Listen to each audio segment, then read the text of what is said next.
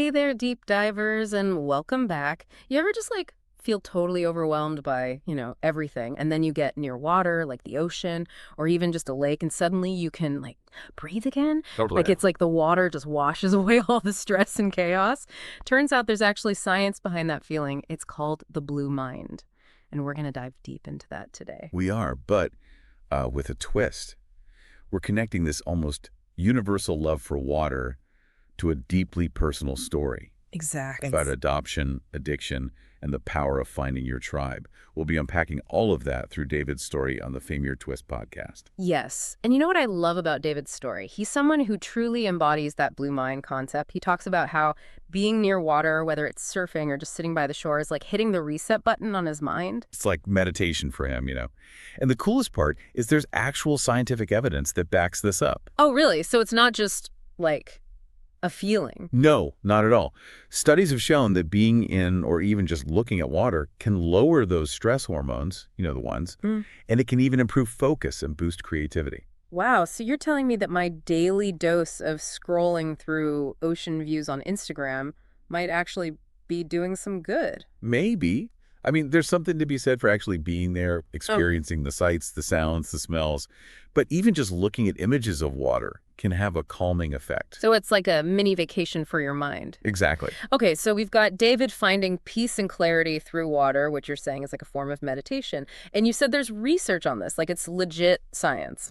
Totally legit. There's this doctor, Dr. Wallace J. Nichols. He's done some really groundbreaking research on this whole blue mind thing. Okay. He says that water actually has this unique effect on our brains. Yeah. Like it triggers all these positive physiological and psychological responses. So like even just watching those waves crash on the shore or, I don't know, staring at a fountain can have a calming effect. Exactly. It's such a simple but powerful way to tap into a sense of tranquility, Definitely. That's amazing. And speaking of powerful experiences, David's story takes us on a different kind of wave, the emotional currents of being adopted. Right. Now, something interesting is that David prefers the term relinquishment instead of adoption. Yeah. So before we dive deeper into his story, can you walk us through that? What's the distinction there? Before we do that, can I just say this whole water theme is really resonating with me. My birthday's coming up soon. Yeah. And I'm heading to the coast to celebrate. There's just something about being near the ocean that's so, I don't know, both energizing and calming at the same time, Totally. I get that. Being by the water is like the ultimate reset button. But you're right. We need to circle back to David's perspective on relinquishment. What's that all about? Yeah, so relinquishment, it kind of shifts the perspective, It recognizes the birth mother's experience, the act of giving up a child, which, let's be honest, is huge, like emotionally heavy. It's acknowledging that sacrifice. Instead of focusing on the legal side of adoption, you're talking about the emotional reality of it all. Exactly. And that brings us to this idea of the primal wound. Right, the primal wound. For our listeners who maybe haven't heard that term before, can you break that down a little? For sure. The primal wound, it refers to, well, the potential trauma. Right. The trauma that can happen when a baby is separated from their birth mother. Okay. It's like this really deep feeling of loss, of abandonment. Mm-hmm. And here's the thing, it can stick with someone, even if they're adopted into a loving, supportive family. So even if you have, like what David had, a really wonderful adoptive family, this primal wound can still have a big impact on your life. Exactly. And it's not that the adoptive family isn't enough or anything. Right. It's more that the separation so early on, that breaking of that very first bond, it can create this sense of disconnect. Like it's hard to explain, but it's deeply felt. It's like this underlying feeling of not being whole. Yeah, like something's missing. And David actually talks about how he struggled, to really attach to his adoptive parents. And these were loving, supportive people. But it's like that primal wound created a wall, It's like a barrier he couldn't quite get past. Yeah, exactly.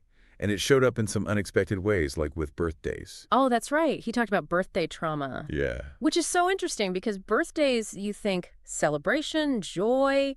But for him, it was different. Totally different. For David, birthdays were like this in-his-face reminder of his past, the one he didn't know.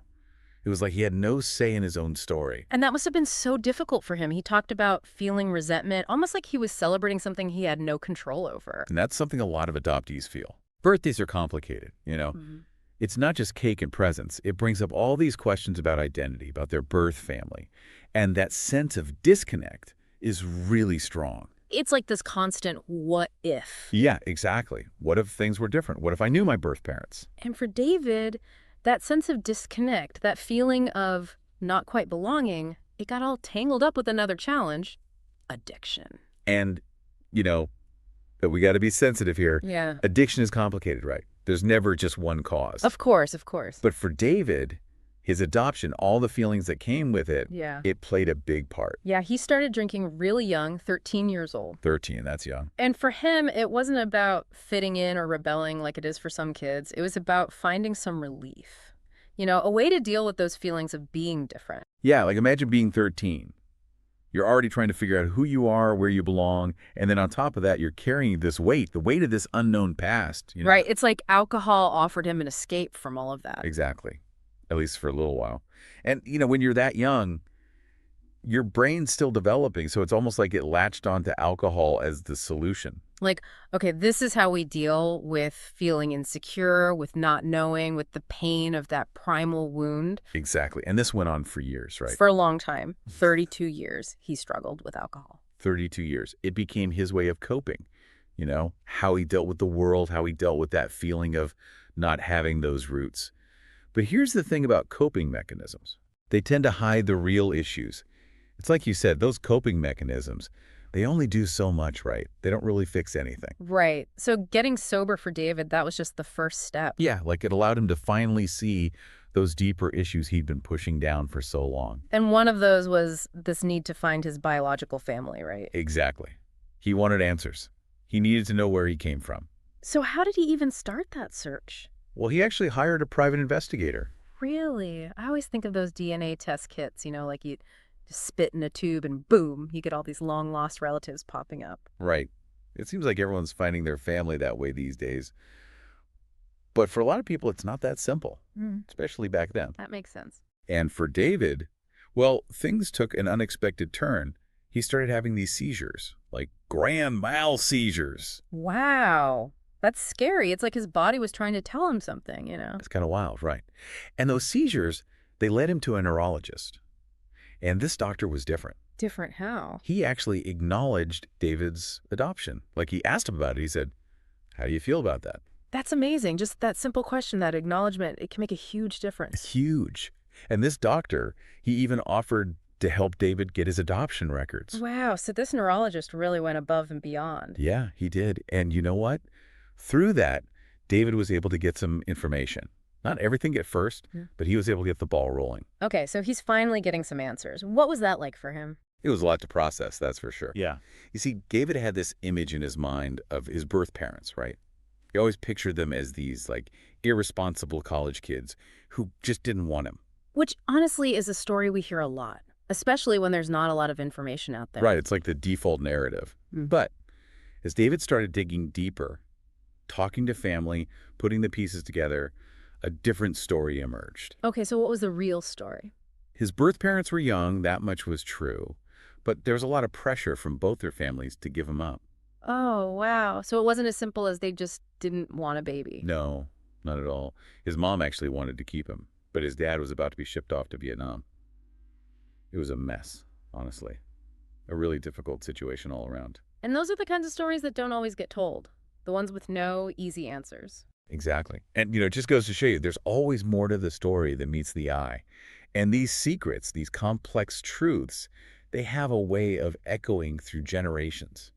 Because they impact everyone involved. And David even found out that his biological mother struggled with alcohol too later in life, which adds another layer to his own experience with addiction. Totally. And while that discovery added another layer of complexity, you know, it also seemed to help him understand himself better. Like he saw his struggles, his strengths, his whole story in a different light. He was finally able to see the bigger picture. In a way, yeah.